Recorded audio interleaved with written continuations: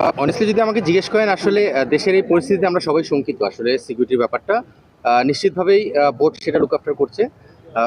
As a team হিসেবে আমরা কিন্তু আমাদের যে প্রিপারেশন আমাদের যে আহ, নিজেদের প্রস্তুতি নেওয়া খেলার জন্য সেই কাজগুলো আমরা করে যাচ্ছি। স্বাভাবিকভাবেই যে কোনো কাজ এনশিওর করতে হবে সবার আগে, প্রায়োরিটি থাকবে সেটা সবার উপরে।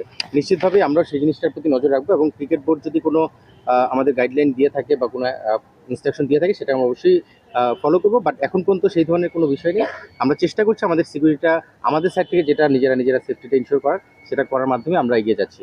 সো এখন পর্যন্ত আমরা খেলার জন্য প্রিপারেশন নিচ্ছি এবং সেভাবে আগাচ্ছি। ফরেন প্লেয়ারের ক্ষেত্রে যেটা হয়েছে এখন পর্যন্ত আমাদের যে টিকিট শিডিউল আছে আপনাদেরকে আমি জানিয়ে রাখতে পারি। আমরা 23 তারিখ সিলেট যাচ্ছি।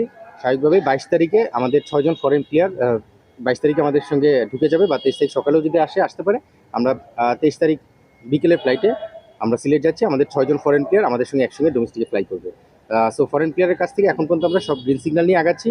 যেহেতু ক্রিকেট বোর্ড থেকে কোনো সেই ধরনের কোনো ইনস্ট্রাকশন বা গাইডলাইন আমাদের কাছে আসেনি, সো আমরা ফরেন প্লেয়ারের ক্ষেত্রে তাদের সাথে সেই কমিউনিকেশনটাই রেখেছি এবং আমাদের 6 জন ফরেন প্লেয়ার ইনশাল্লাহ সিলেটে প্রথম দিন থেকেই থাকবে।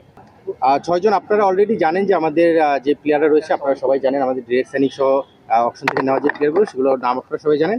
তার মধ্যে আমি যদি নাম মেনশন করি তাহলে প্রথম থেকেই যারা থাকছেন সেই 6 জন হচ্ছে সাহেবজাদা ফারহান, হুসেন তালাত, মোহাম্মদ নওয়াজ, আহ, তারপরে লামিচানে থাকছে, বিনুরা থাকছে এবং জাহানদার। এই 6 জন প্লেয়ার প্রথম থেকেই থাকছে। বেসিক্যালি চ্যাম্পিয়ন হওয়ার রক্ষণেই তো কাজ শুরু করি, বাট স্টেপ বাই স্টেপ আগাতে হয়। আবরণীয় যখন করেছি তখনও কিন্তু বলেছি যে চ্যাম্পিয়ন আলটিমেট গোল, বাট নিশ্চিতভাবে স্টেপ বাই স্টেপ সময়ের সঙ্গে সঙ্গে ম্যাচ আপ করে কীভাবে আগানো যায় সেটা লক্ষ্য থাকবে। এবছরও তার ব্যতিক্রম না। মানে বিপিএলে স্বাভাবিকভাবেই আমাদের টিম ওনার থেকে শুরু করে আমরা টিম যখন ম্যানেজমেন্ট দায়িত্ব নিয়েছি কাজ করা শুরু করেছি, আমরা লক্ষ্যটা চ্যাম্পিয়ন। বাট আপনারা জানেন যে চ্যাম্পিয়ন হতে গেলে লাকের ব্যাপারটাও সবসময় চলে আসে, সেখানে সেই বিষয়টা সময়ের সঙ্গে সঙ্গে বোঝা যাবে। বাট লক্ষ্য অবশ্যই চ্যাম্পিয়ন ইনশাল্লাহ।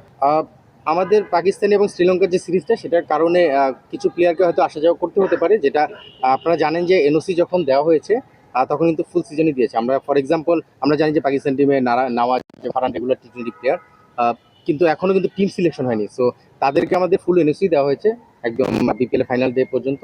সেই এনওসি আমরা পেয়েছি। এখন যদি তারা ন্যাশনাল টিমে কল পায়, সেটা একটা নিয়মই থাকে যে ন্যাশনাল টিমে কল পেলে তাদের ন্যাশনাল ডিউটির জন্য যেতেই হবে। সো সেটা সময় বলে দেবে তারা সেই সিরিজে ন্যাশনাল টিমে চান্স পাবে কিনা, সেটা তো আমরা বলতে পারবো না। সো যদি তারা ন্যাশনাল টিমে কল পায় তারা যাবে। আমরা সেভাবে করেও কিছু স্ট্র্যাটেজি সাজিয়েছি। আর শ্রীলঙ্কার প্লেয়ারের ক্ষেত্রে হেমন্ত আমাদের সঙ্গে হয়তো জয়েন করার সময় খুব কম মনে হচ্ছে। এনওসির যে বিষয়টা হেমন্তাকে হয়তো আমরা পাবো না। আপনারা দেখেছেন তারপরে কিন্তু আমরা লামিজানেকে টিমে ইনক্লুড করেছি। সো কিছু ব্যাপার রয়েছে যেগুলো ইন্টারনাল ব্যাপার, বাট সোফার আমাদের ওই বিষয়গুলো আমরা মাথায় রেখে টিম কম্বিনেশন সেভাবে প্ল্যান করেছি।